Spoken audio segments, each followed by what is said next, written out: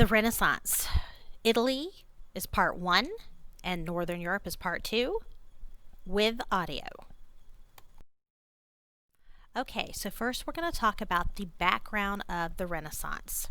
The Renaissance is considered the beginning of modern European history. The Renaissance, we usually say roughly 1300 to 1600 because it occurred first in Italy around 1300, and it lasted in Italy until roughly 1527 when the city of Rome was sacked by foreign armies. We'll talk about that date, the sacking of Rome, later on in this lecture. The Northern Renaissance, however, does not begin until around 1450. So the Renaissance will spread from Italy to Northern Europe around 1450, which is roughly when the printing press was invented by Johann Gutenberg. In England, the Renaissance did not really begin until the 16th century, that's the 1500s, and it lasted until the 17th century, e.g. Shakespeare. We usually mark that as the beginning of the Renaissance in England. The origins of the concept of a Renaissance, which means rebirth, come in the 19th century. The Swiss historian Jacob Burckhardt claimed the Renaissance stood in stark contrast to the Middle Ages. So this period of history was not really referred to as a Renaissance until the 19th century, when it was labeled as such by historian Jacob Burckhardt. The Renaissance culture applied almost exclusively to the upper classes. That is important to remember. There are many historians who like to argue that the, quote, Renaissance didn't really happen, end quote, because it really only affected the upper echelons of society. However, if you look at the impact that the Renaissance will have on future eras, it is clear that it is an important time period for all. The upper classes had the luxury of time to spend on learning the classics, which was the beginning of that rebirth. I guess you would say, a new interest or a rebirth in looking at the classical, ancient Greek and Roman literature. The peasantry was largely illiterate, and the Renaissance ideas had little impact on the common people as a result of that, at least during the time period of the Renaissance. The working classes and small merchants were far too preoccupied with the concerns of daily life. But if you consider the economics, how they are impacted by the Renaissance, obviously those working classes will be impacted. Now, we need to look at Italy first, because that is where the Renaissance begins. So let's talk about the rise of the Italian city-states. The northern cities developed international trade, northern Italian cities, Venice, Genoa, and Milan. By 1300, the signori, as they were called, the despots of those northern cities, or the oligarchies, as some of them were ruled in that way. Remember, oligarchy means rule of a few, or in this case, a merchant aristocracy. They controlled most all of the Italian peninsula. So the Italian city-states were not united as one kingdom or state. Instead, they were individual city-states that each had their own government. Some of them were ruled by oligarchies. Sometimes they're called republics, even though they still were really ruled by oligarchies. Some were ruled by despots or princes, if you will, their own principality. But they were not united. The commenda was a contract between a merchant and a merchant adventurer who agreed to take goods to distant locations and return with the proceeds for 1/3 of the profits. This is one of the reasons why the Italian city-states were where the Renaissance happened first, because the wealth of the region due to trade. Of course, the location, if you look at geographical determinism, the location of Italy in the midst of the Mediterranean also benefited them because so much trade going between the Eastern world and the West had to go through the Mediterranean Sea. Italy became more urban as a result. It had more towns and cities with significant populations than anywhere else in Europe at this particular time. Here are the Italian city-states of the late 15th century, meaning the 1400s.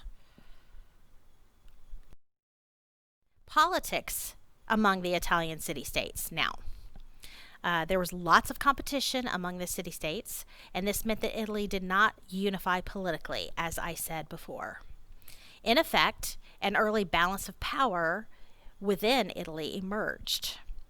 Political disunity in Italy eventually will lead, however, to the downfall of the city-states in the late 1400s and early 1500s. That sacking of Rome that happens in 1527 has a lot to do with the fact that the Italian city-states did not unite against these foreigners that were coming in to sack different city-states. They were looking out for themselves only, and ultimately, if Italy had unified, they might have been able to thwart those foreign invasions. But ultimately, they would not be able to. This will be something that will concern some political thinkers like Machiavelli, whom we'll talk about later. Major city-states and figures. The Republic of Florence, which included Genoa at the time, is one of the major city-states in the Italian Renaissance. It would be considered the center of the Renaissance during the 14th and 15th centuries. And it was dominated by the Medici family. Now, it was a republic, yes. They had an oligarchy, basically, that was in charge of the governing of Florence. But ultimately, that oligarchy would be dominated by the Medici family. Cosimo de' Medici, who lived from 1389 to 1464, was responsible for this.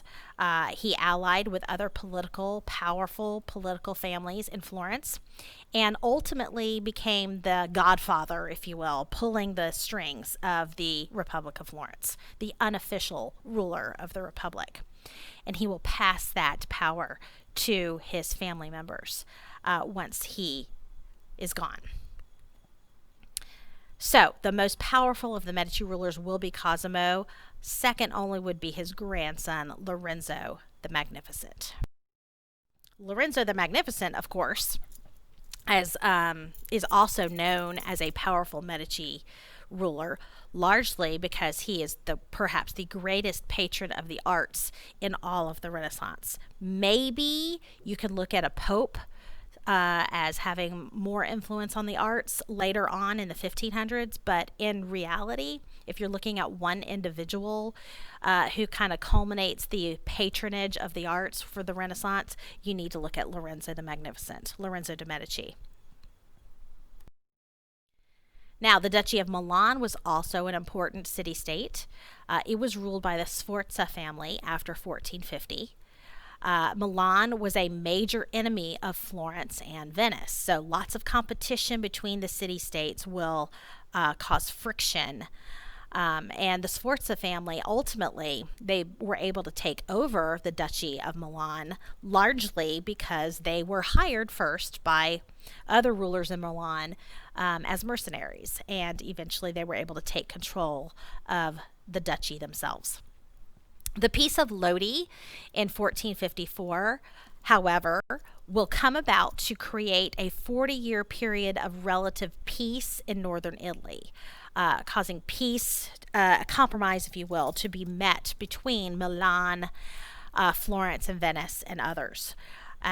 This will last for about 40 years, like I said, until 1494, when chaos will ensue once again, which we'll talk more about later. The peace was, in part, a response to concerns over the fact that these city-states, had to put their differences aside because the Ottoman Empire was threatening these city-states as well. So they had to put aside their differences to focus on the common threat of the Ottoman conquest. The Ottoman conquest had happened in Constantinople a year earlier in 1453, and now the Ottomans were threatening the Italian city-states. So this is the reason why the compromise was met, the Peace of Lodi. It created a stable balance of power in Italy among the Italian city-states, the major Italian city-states, at least for that 40-year period. Rome, the Papal States, also an important city-state in Italy. Popes served as both religious and political leaders in the Papal States. They controlled much of central Italy as a result of this. Venice, also another important Italian city-state. The Venetian Republic ruled as a republic. It's probably the longest lasting of the Italian city-states. It was the greatest maritime power in all of Italy. Maritime meaning a naval power. Naples is another city-state in the south. Naples, also known as the Kingdom of the Two Sicilies, because it included Sicily as part of its territory. The southern part of Italy is all included in here. You can look at this map to see. It's the only Italian city-state to officially have a king, although that king was very weak. It was eventually, really, in reality, controlled by France between 1266 and 1435. So the king, quote unquote, of Naples, or the Two Sicilies, was really a puppet ruler controlled by the Kingdom of France. Eventually, after 1435, a war between France and Spain left Naples in the hands of Spain. So it would be controlled by Spain after 1435. So the puppet king continues. Now, the decline of the Italian city-states really begins in 1494. The Peace of Lodi, that's one of the reasons why the Peace of Lodi comes to an end. The French invasions of Italy began in 1494, and some of those city-states sided with France while others were being conquered by France. Milan's despot at the time, Ludovico, also known as the Moor, he was Sforza, invited the French king Charles VIII to come and invade Naples, which was Milan's traditional enemy. This was the beginning of those foreign invasions in Italy, starting with France, then Spain, then of course also the Holy Roman Empire. When Florence tried to appease France during the 1494 invasion, it ultimately led to the overthrow of the Medici family in Florence. For a time. They will eventually come back to rule over Florence, but for a time. Italy, therefore, became a battleground for a series of struggles between Spain and France. Spanish fears of a French and Italian alliance led to its alliance, Spain's alliance with Venice, the Papal States, and the Holy Roman Empire. And in the early 1490s is the throne of the papacy. The Pope was a Spanish Pope. He was Pope. He was the Borgia Pope, if you will. Alexander VI. In 1527, however, the sack of Rome by the armies of Charles V, who oftentimes in AP Euro we lovingly refer to him as Charles V. He was also the king of Spain. The Habsburgs, they were Spanish Habsburgs that controlled both the Holy Roman Empire and Spain at the time. This symbolized the end of the Renaissance in Italy. We'll talk a lot more about Charles V or Charles V as we go through the Renaissance and especially as we move into the Reformation period. Key concepts, you will see these throughout these lectures. They are just key concepts by the College Board that we are covering in these lectures. Humanism. Humanism is probably the most important characteristic of the Renaissance.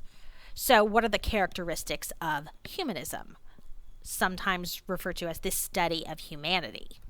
Well, It's a revival of antiquity, as I said before.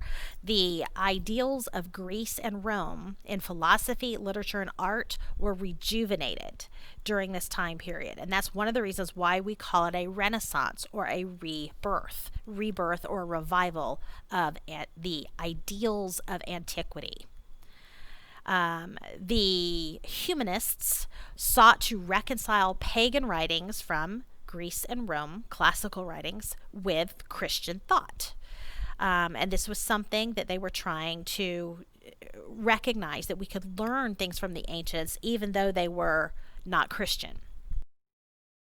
There was a strong belief also when it comes to humanism in individualism and the great potential of human beings. This is something that came from that revival of the old Greek and Roman writings. As we discussed in world history, you know that the Greeks focused a lot on the potential of human beings and individualism and rationale or reason.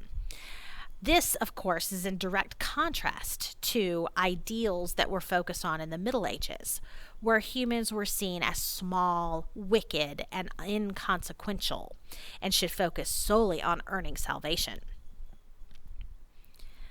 The concept of virtue, it is a Latin word that means the quality of being a man. Sometimes you can say it's refers to as manliness, or basically follow through. The idea of excelling in all of one's pursuits. You should be interested in many things and you should be accomplished in many things. And if you start something, you finish it. That's what virtue is all about. They also, we see the humanists also believe the key to a good life was to focus on reason and on nature. Another characteristic of humanism is the secularism associated with it. It is an interest in things that are not necessarily religious in theme.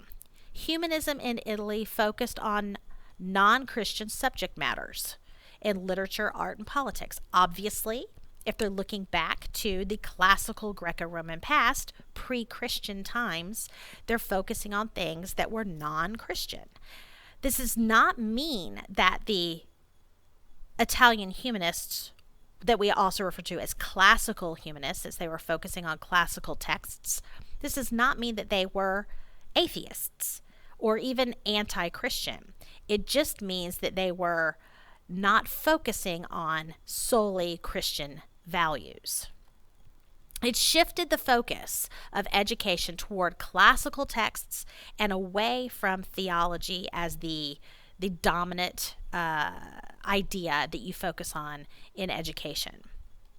Most humanists remained deeply Christian, as said before, both in Italy and later in Northern Europe. They just were not only focusing on Christian ideals any longer. Reason for reason's sake was okay. The humanists focused first on studying ancient languages. They believed that if you're going to study the ancient Greek and Roman past, or the classical Greek and Roman past, it was best to read those documents in their original form, their original languages. So, of course, initially Latin of ancient Rome was the main focus for the Roman texts. And after the fall of the Byzantine Empire in 1453 to the Ottoman Turks, Greek came to be studied rigorously in Italy as well. Many of the Greek scholars had fled from the Ottoman Empire, had fled from Constantinople as it was crumbling, as the Byzantine Empire was crumbling, and they fled to Italy. They went into the Mediterranean and fled to Italy, where they were welcomed with open arms by the leaders in these Italian city-states. And so Greek became in vogue again. By 1500, virtually all of the significant ancient Roman and Greek texts from the classical period that had been rediscovered were translated and printed into the vernacular languages of the Italian city-states, the different dialects of Italian. One of the other things characteristic of humanism is that they largely rejected some of the Aristotelian views and medieval scholasticism. Now, Aristotle was a Greek scholar, was a classical Greek scholar. However, his ideas had already gone through a period where they were looked to, again, back in the scholastic movement from the medieval period. And the medieval scholars liked Aristotle because a lot of his ideas really dovetailed nicely with church doctrine. The idea of, for example, he believed the earth being at the center of the universe and everything revolving around it, a geocentric view of the universe, which we know now is not true. It's a sun-centered universe. However, we see other Greek scholars like Plato becoming more and more important during this period. So, the humanists largely rejected some of the Aristotelian views and the medieval scholasticism views of the universe in favor of, first of all, Roman authors such as Cicero, Livy, Virgil, and Quintilian, Greek writings, especially those of Plato, early Christian writers, especially in the New Testament, especially when you look at things like the Northern Renaissance. These classical humanists, as we often call them, also believed in a liberal arts educational program that included the study of grammar, rhetoric, poetry, history, politics, and moral philosophy. We also see a subset of classical humanism with what's called civic humanism. Civic humanism held that education should prepare leaders of these city-states who would be active in civic affairs. If you think about it, this makes sense because if they're looking back to the ancient Greek past, the idea of the polis that was discussed in world history and how important that was to people living in that time period, they identify with the polis, it was tied to their identity. It's the same thing here. These Italian city-states, which are kind of like polises, autonomous, self-governed polises, but they don't call them polises now. They thought the same way. They identified with their city. They wanted to make sure that their city was the best, and they wanted to be involved in civic matters. So civic humanism. So the Medici family and how much they promoted Florence to be the center of the Italian Renaissance, of course, they are a good example of civic humanists. Some of the most important humanists were important political leaders, like I mentioned before with the Medici, but also people like Salutati, Leonardo Bruni, and Francesco Guicciardini. Petrarch. Okay, so let's talk a little bit more about humanism. Petrarch is the Italian thinker that's sometimes called the father of humanism. He's early, 1304 to 1374. He's considered the first modern writer. In his writings, literature was no longer subordinate to religion. One of the earliest writers where we see writing about things that are not connected to religion at all. He's considered, he's the one who referred to the Middle Ages as the Dark Ages, quote unquote, recognizing that the time he was living in was different than the time that preceded him. He's perhaps the first to use critical textual analysis to ancient texts, so looking at a primary source and using critical thinking and critical analysis to understand it, which is what we do as historians, which is what we do in AP European history and in all AP classes. He was especially influenced by Cicero, the Roman historian. He wrote his most well-known poetry in the vernacular Italian.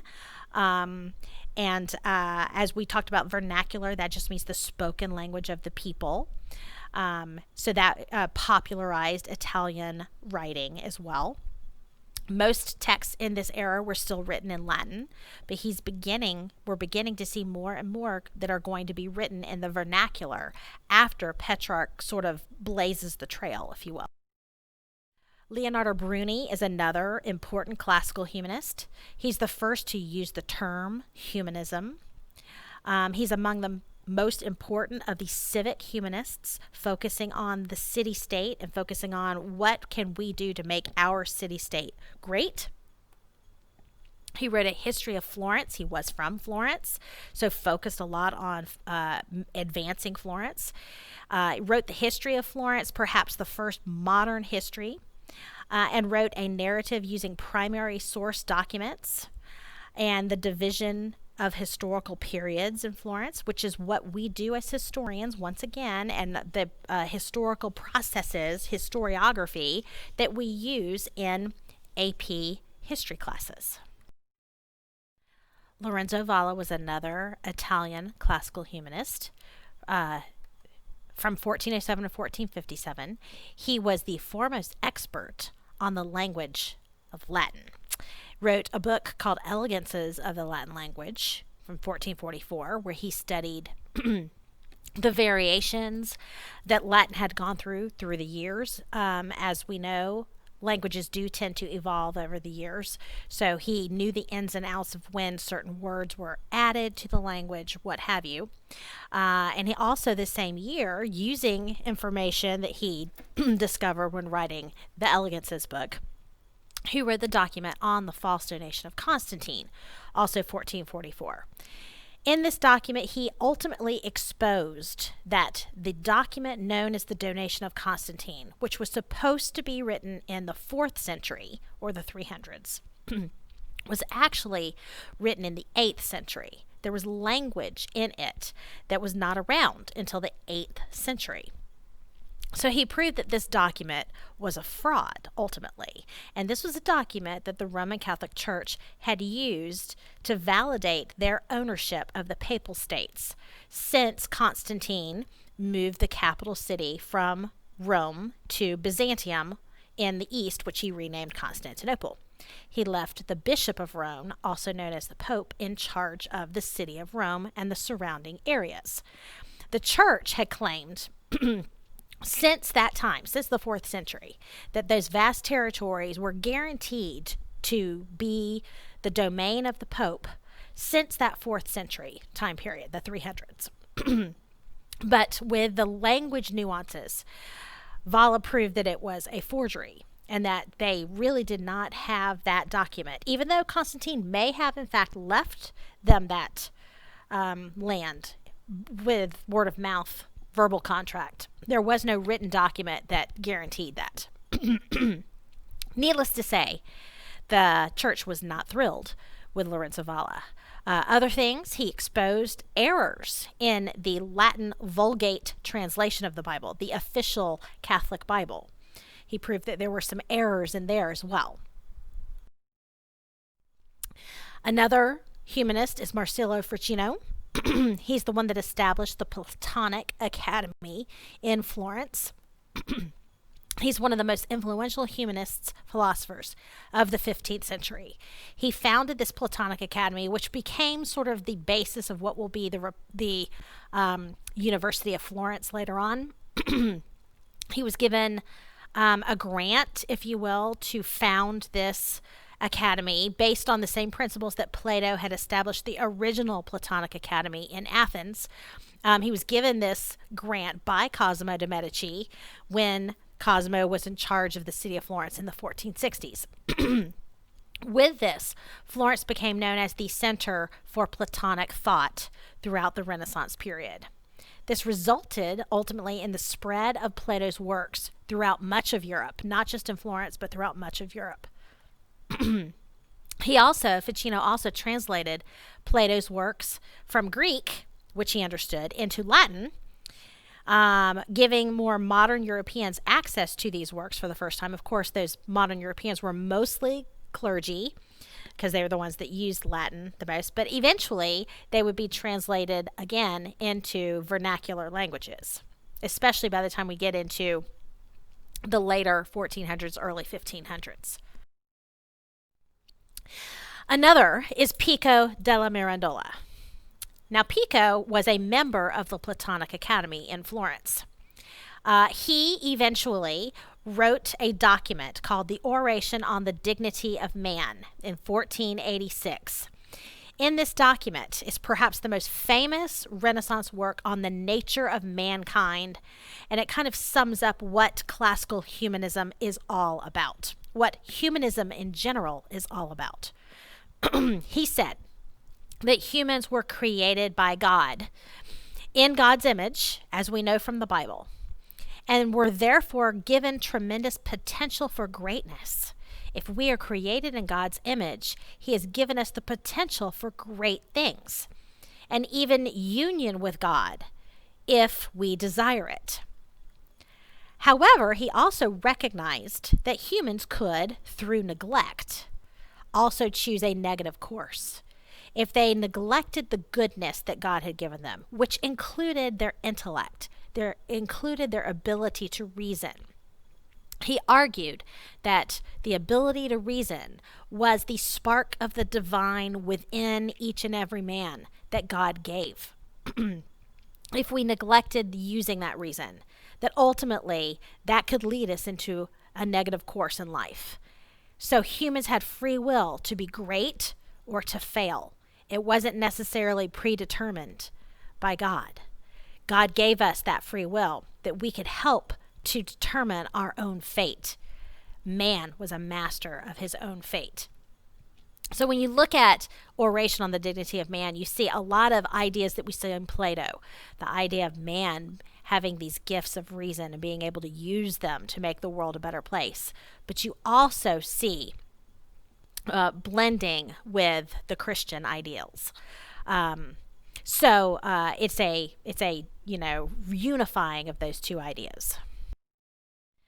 Now we need to talk about probably the most famous of humanists from Italy, Niccolo Machiavelli, and his earth-shattering book called The Prince, published in 1513. This is a side of humanism that shows you how humanism can also be used to be more critical of humanity's choices. The Prince was ultimately the quintessential political treatise of the 16th century. Machiavelli's views were decidedly secular. He does not make any real mention of being virtuous as religiously as being an important trait for princes. In fact, he says quite the opposite. He says the appearance of virtue is actually way more important than actually being virtuous. He says if you're actually virtuous, somebody who is not virtuous can oftentimes undercut you and outwit you. So his views are decidedly secular, and his emphasis on individualism reflected the humanist philosophy. He studied classical history thoroughly in order to get a more realistic portrait of politics. So instead of looking at politics and saying, ideally, this is where we should be looking to try to, a state we should be trying to create, he ultimately said, the reality of the situation is this. And because human beings are this way, a good prince ultimately needs to focus on something else. When he talks about the, quote, goodness of a ruler, he really means the strength of a ruler to create a stable state. The stability of the state was the most important thing. Way more important than virtue or anything else. He observed the political leadership of, and he held up as an example, a contemporary example, Cesare Borgia, who was the son of Pope Alexander VI, that Borgia Pope, that Spanish Pope I mentioned earlier. Now, the first thing you should recognize is that he's the son of a pope. Popes are priests. Priests were not supposed to have children. They're supposed to be celibate. So right there it tells you his recognition of the reality of the world versus the ideal. This is a pope who had many mistresses and many illegitimate children, and who used his position as pope to set up his family members in positions of power throughout Italy, including his son Cesare. Cesare had ambitions ultimately of uniting Italy under his control, becoming a king of all of Italy. It will not happen during his lifetime, but that was something that Machiavelli recognized as good and important because he was very concerned over all of the foreign influences in Italy, especially as we talked about with France and Spain and the Holy Roman Empire all coming in to try to take their piece of the pie by the late 1400s. So here by the early 1500s, this is greatly concerning to Machiavelli. He believed that Italy would only be great if it was united under a strong ruler who could oust the foreigners and create a stable state. It is important to note that Italy will not be united as one kingdom until the 1860s. Machiavelli also stated that politically, the ends justify the means. This means that if a prince, he just called him prince, meaning ruler, if a prince needed to do some underhanded things, needed to use deceit, needed to use cruelty, etc., to get the goal of creating a stable state, that was okay as long as the goal was met, the stability of the state. For rulers, he said, it was better to be feared than to be loved, because fear gives respect. Love can be fickle. Rulers, he said, also had to be practical and cunning, in addition to being aggressive and ruthless. At times, rulers should behave like a lion, aggressive and powerful, and at other times like a fox, cunning and practical. The prince continued to influence European rulers for centuries. And as we will see, as we move through this Renaissance period, we'll eventually move into a period where monarchs throughout Europe are starting to centralize power around themselves once again. We call them new monarchs. They use a lot of Machiavelli's ideas to do that, to centralize their states. And that is a stepping stone leading towards eventually what will be known as absolute monarchy. So we'll be talking a lot about Machiavelli and the influence and impact of Machiavelli through this first period of history in the AP Euro class. Then we have Castiglione, Baldassare Castiglione, and his Book of the Courtier, published in 1528. This is perhaps the most important Renaissance work on social etiquette, how a Renaissance man should behave.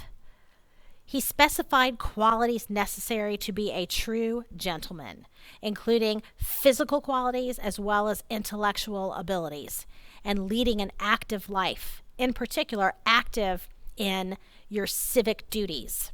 So that civic humanism is still part of that.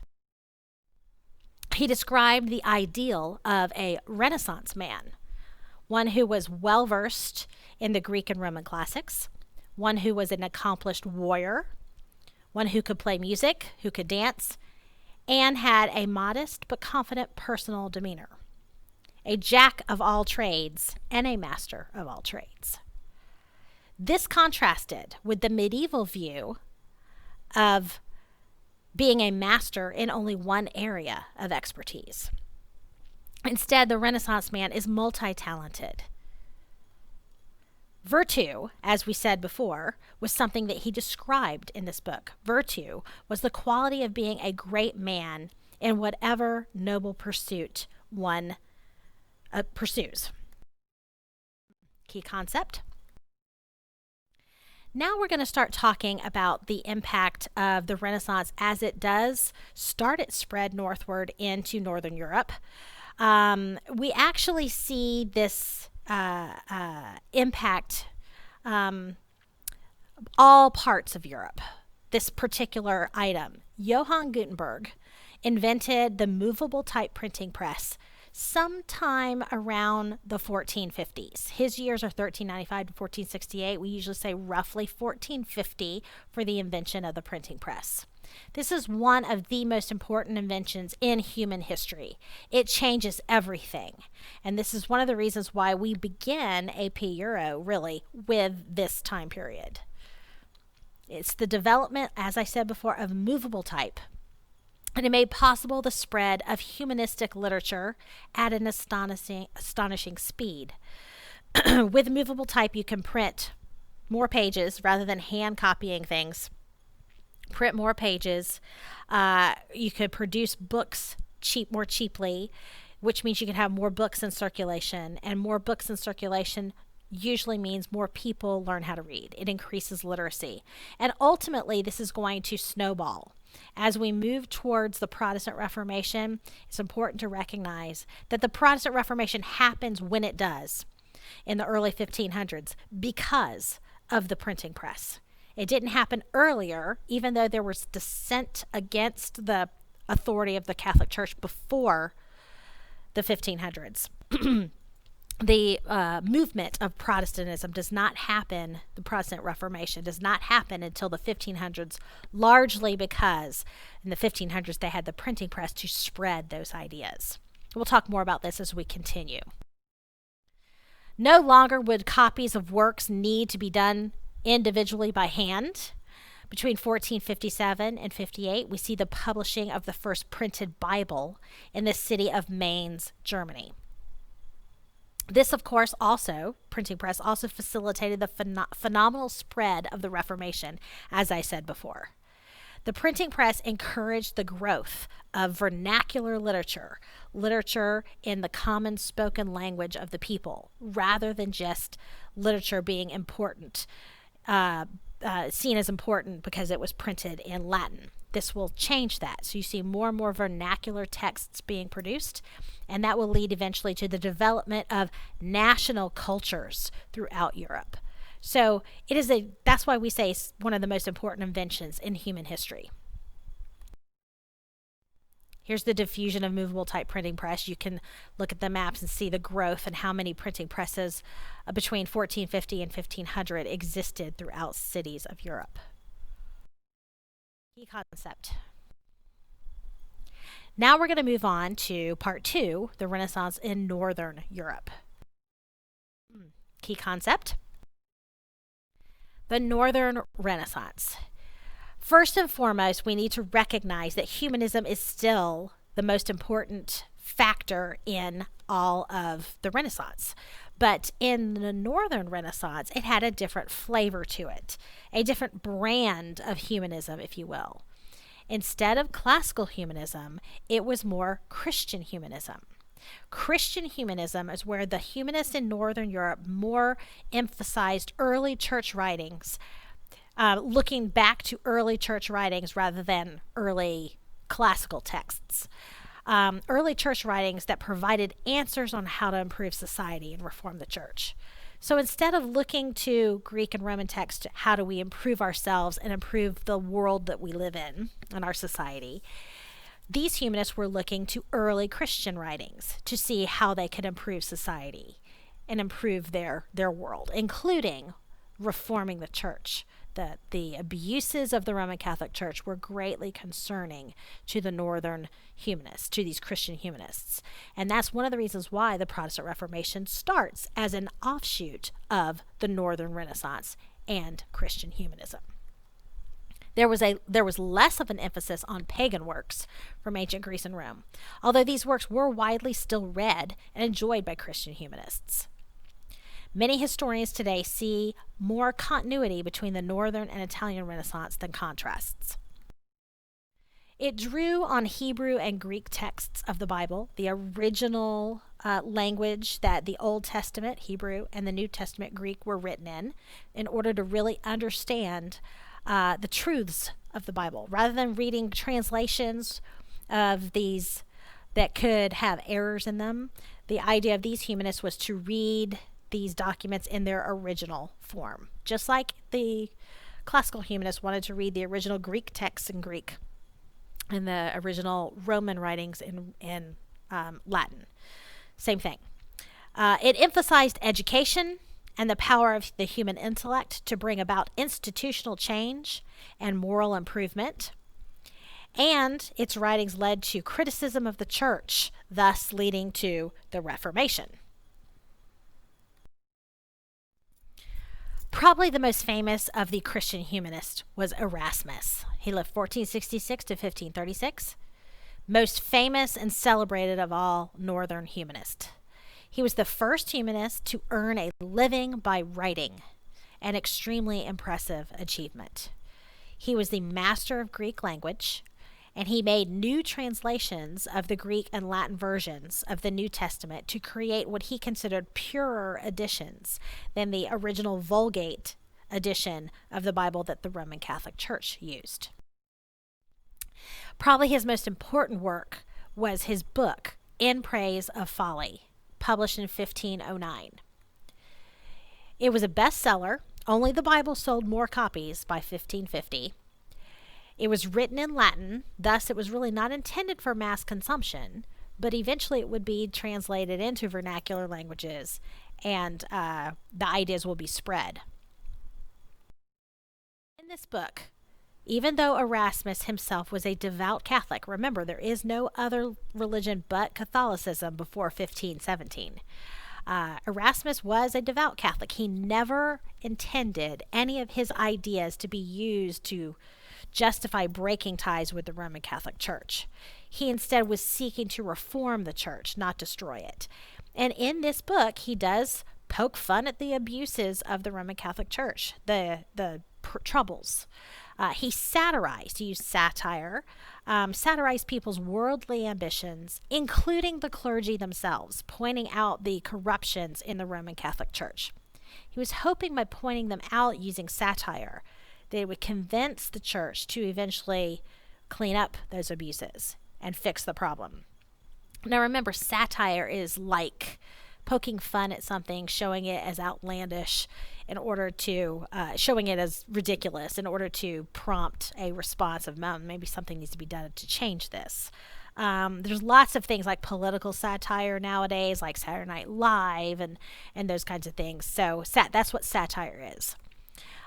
He criticized in his book the immorality and the hypocrisy of church leaders and the clergy. The book inspired new calls for reform and ultimately influenced Martin Luther, who would be responsible for beginning the Protestant Reformation. This, again, was not Erasmus's intention. He was hoping that it would prompt the Roman Catholic Church to clean up its own abuses. But what we will see happen instead is these ideas ultimately inspire a new movement, and these reformers will use a lot of Erasmus's ideas as a basis for them breaking ties with the Roman Catholic Church. Thus, some contemporaries claim that Erasmus laid the egg that Luther hatched regarding the Reformation. Sir Thomas More is another famous Christian humanist from England. He was a prime example of a civic humanist in England. He rose to the highest government position of any humanist. He became Lord Chancellor to King Henry VIII in England. He wrote the famous book Utopia. It's More's humanistic masterpiece, published in 1516. It mixes civic humanism with religious ideals, so still based on Christian humanism as well as civic humanism, to describe a perfect or utopian society located on an imaginary island. The word utopia is Latin ultimately for no place, because no perfect place had existed. More sees the accumulation of property and wealth as the root cause for society's ills. Only a few have property and most don't. And he sees that as the problem in society. In order to achieve harmony and order, he said, people have to be willing to sacrifice their individual rights for the common good. This is way ahead of its time. Some of these ideas, as we will talk about throughout this course, this entire year, will be based around the ideas of who has the right to property, and is property a natural right, or is it not? And so we will see this topic come up again and again. War, poverty, religious intolerance, and other problems of the early 16th century do not exist in Utopia. The next Christian humanist is Jacques Lefebvre de Table, 1454 to 1536. He was a leading French humanist and an example of how Northern Christian humanists focused on early church writings. He produced 5 different versions of the Psalms that challenged a single authoritative version of the Bible. He was a devout Catholic. He was later seen, however, as an enemy of the church because of his criticism of the different translations that the Catholic Church utilized. He saw errors in them. And so he was seen as an enemy of the church and condemned for heresy ultimately. The next one is Francisco Jimenez de Cisneros, 1436-1537. He was a Spanish Christian humanist who reformed the Spanish clergy and the church so that many of the church abuses that were highlighted during the Renaissance and Reformation did not necessarily apply to Spain. They had cleaned up some of their abuses earlier than others, and that is one reason why Spain remained Catholic and did not really suffer as much in regards to the Protestant Reformation as other nations, like, say, the German territories. He ultimately would be named as Grand Inquisitor of the Spanish Inquisition, the infamous Spanish Inquisition, which shows that not all humanists were necessarily tolerant of other heretical views. He wrote a Complutensian polyglot Bible. Polyglot meaning multi-language. He placed Hebrew, Greek, and Latin versions of the Bible in parallel columns so people could compare and contrast the translations. It serves as yet another example of how Northern humanists focused on early church writings and the accuracy of biblical translations. Here's a page from Cisneros' Polyglot Bible that this version was published in 1522. Juan Luis Vives is our next humanist, 1493 to 1540. He was a Spanish humanist who spent most of his adult life in the Netherlands. His study of the human psyche has earned him the reputation as the father of modern psychology, even though we won't have Freud until the turn of the century, moving into the 20th century. This illustrates how human beings were now seen as important enough to be studied in depth, as opposed to the medieval notions of humans and individuals as unworthy of such study. Michael de Montaigne is our next humanist, 1533 to 1592. He is the one responsible for developing the modern essay form. I'm sure you all will thank Montaigne for that, especially since you're going to be writing more and more essays this year and as you go through high school and college. The essay became a vehicle for testing new ideas and exploring new ideas. He also is seen as one of the fathers of modern skepticism. He doubted that true knowledge could ever really be obtained, kind of like Socrates had been in ancient Greece. He believed that the person who knows that he knows not everything is more wise than somebody who thinks he knows it all. He believed that the skeptic must be cautious, critical, and suspend judgment because new information could always present itself to change the idea. Thus, one must be tolerant of others' views. William Shakespeare is also a Northern humanist. He is the greatest of the English Renaissance authors. His works reflected the Renaissance ideas of classical Greek and Roman culture, individualism, and humanism. So even though he's from England in the Northern Renaissance, his ideas that are reflected through his writings are more akin to the Italian Renaissance with classical humanism. He wrote comedies, tragedies, histories, and sonnets or poems. Key concept.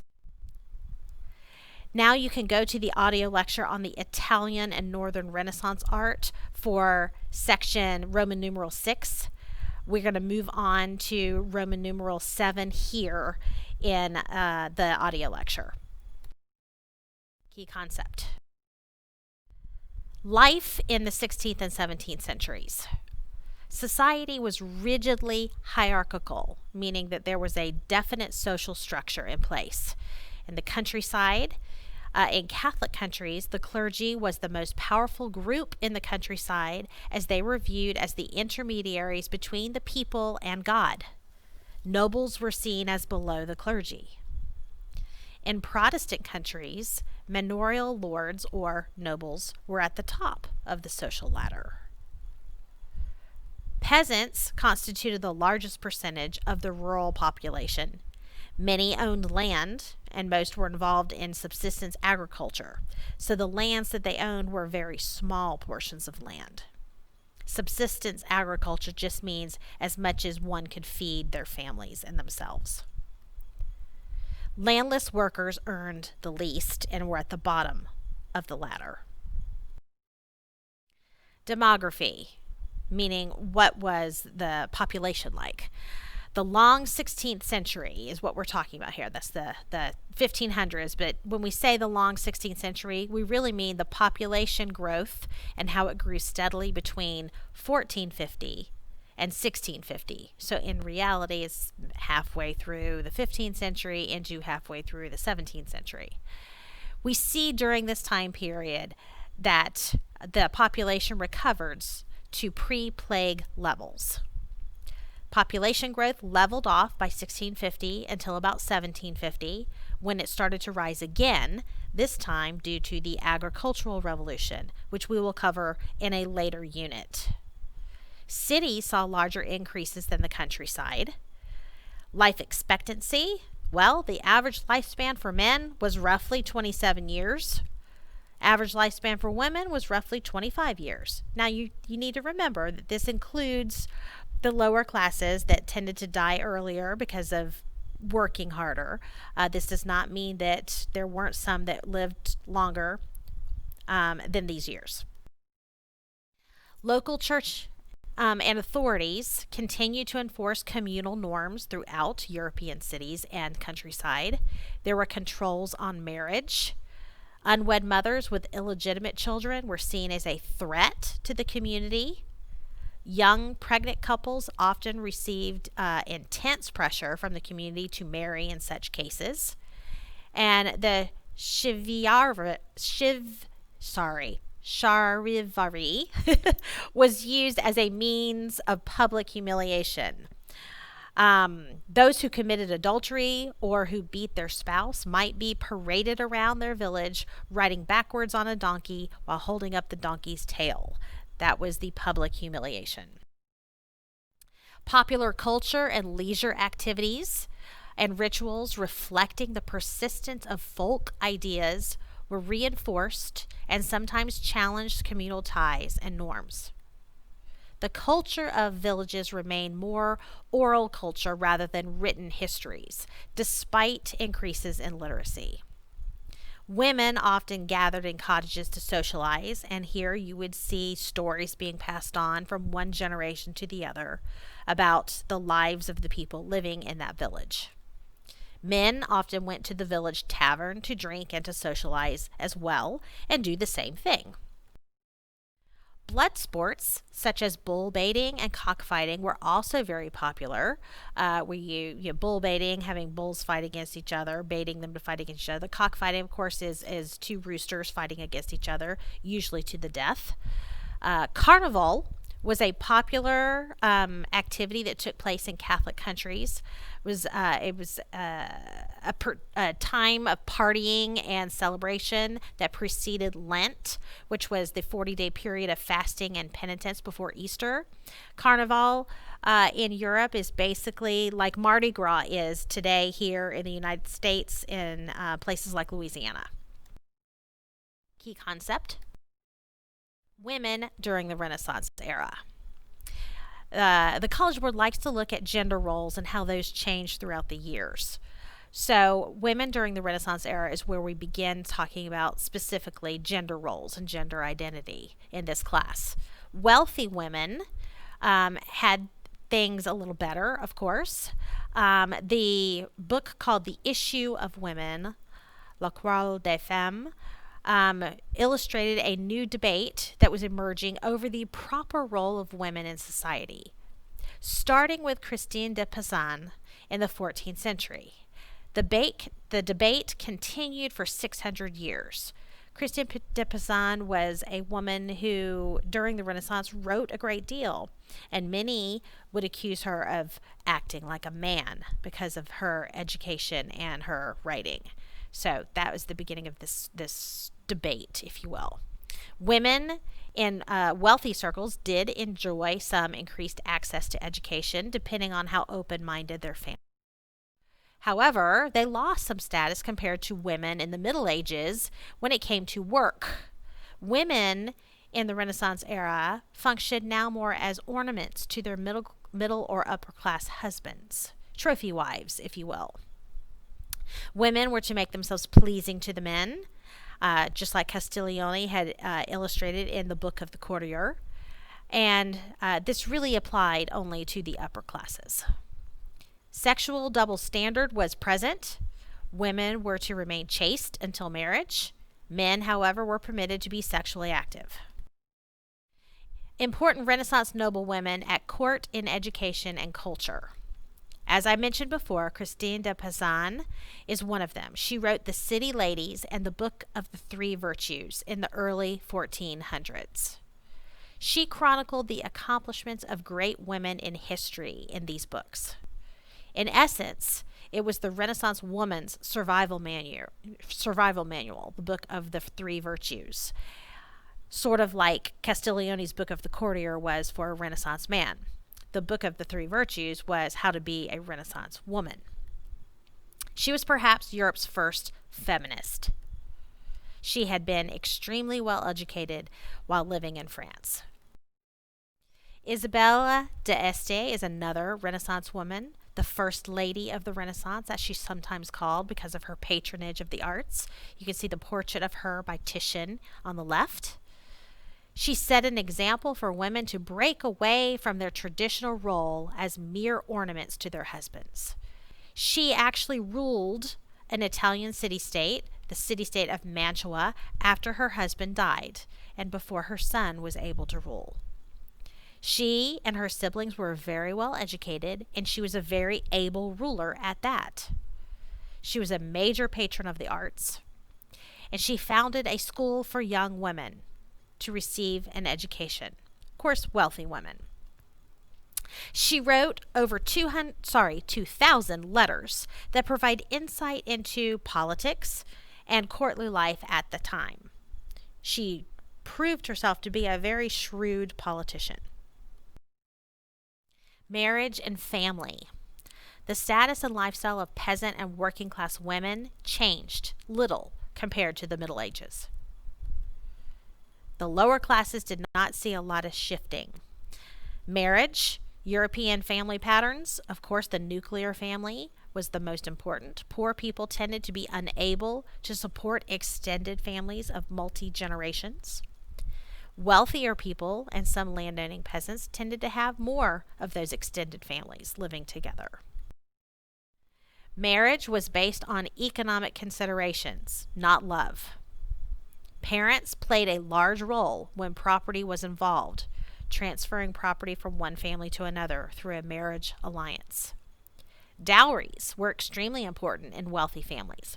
They were also important in common families. The dowries were just smaller.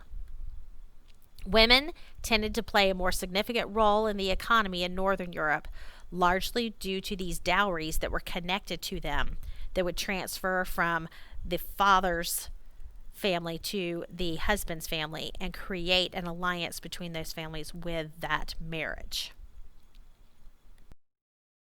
The average age for women for marriage was less than 20.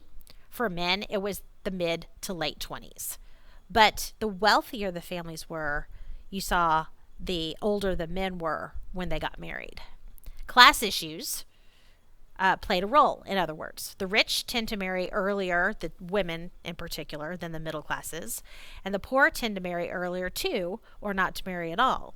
The poor that married earlier did so they could have children to help work on the farms. In Italy, the age gap between husbands and wives in the middle class was much larger than in Northern Europe. Sometimes you'd have a 14-year-old wife with a 40-year-old husband.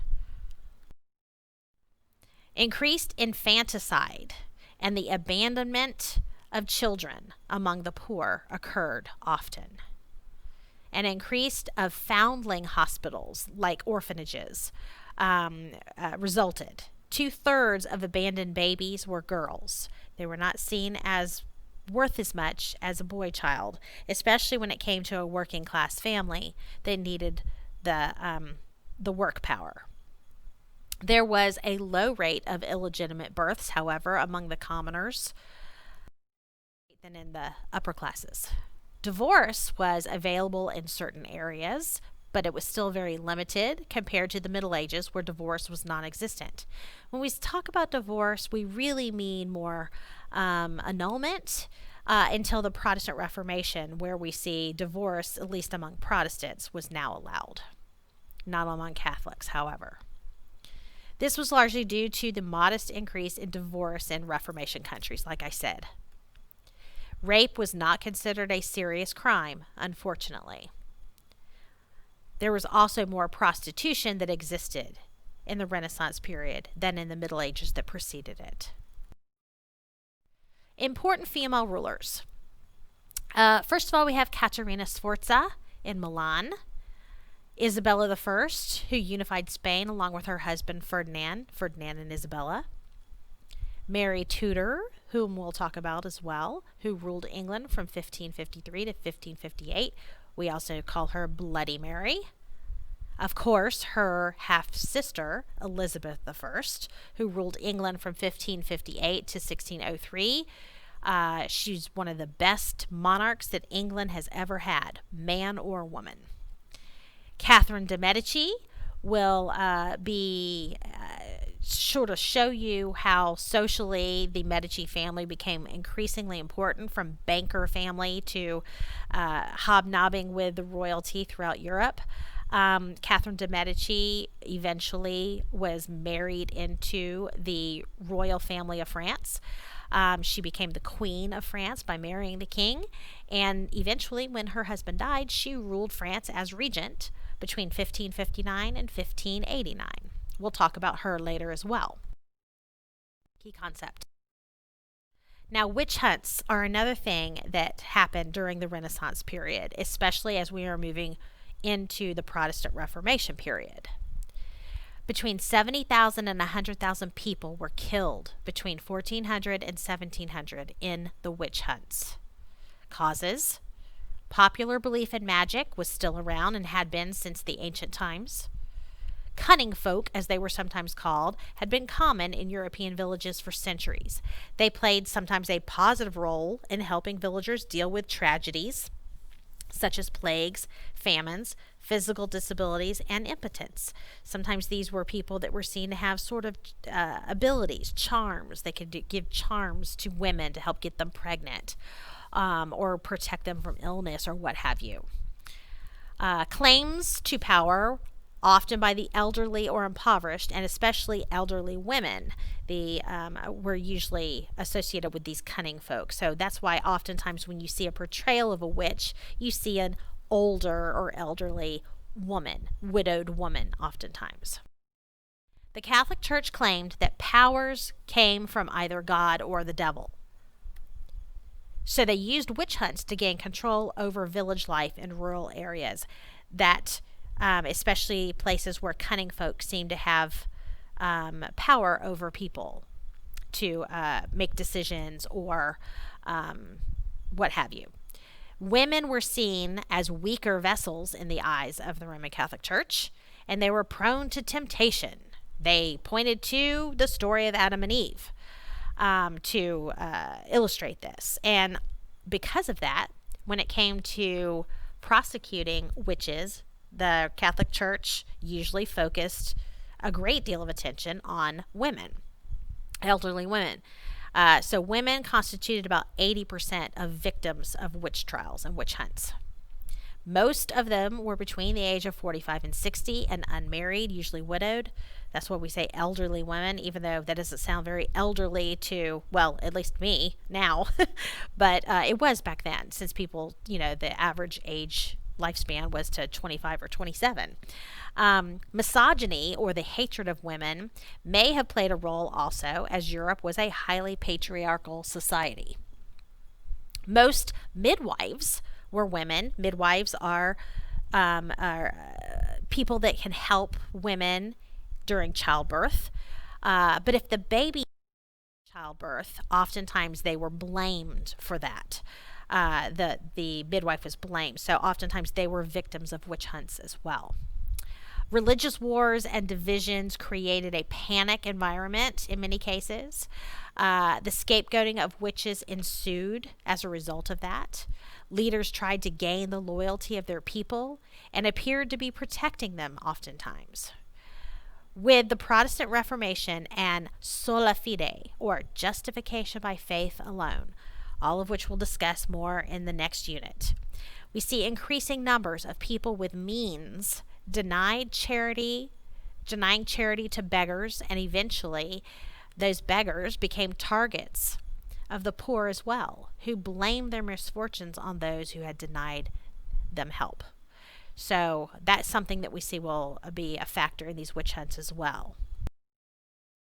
The end of the witch hunts, well, with the scientific revolution of the 16th and 17th centuries, we see that witch hunts were increasingly discredited because superstition was increasingly discredited. Advances in medicine and the advent of insurance companies enabled people to better take care of themselves when calamity struck. And witch trials had become chaotic. The accusers could become the accused, thus using witch trials for political gain could be very risky.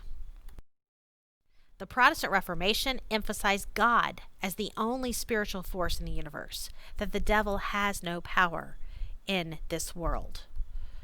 Yet, witch trials did occur in great numbers also in Protestant countries as well. Not everybody emphasized the same thing. Some literature of the 16th and 17th century implied that people had a large degree of control over their own lives and did not need to rely on superstition.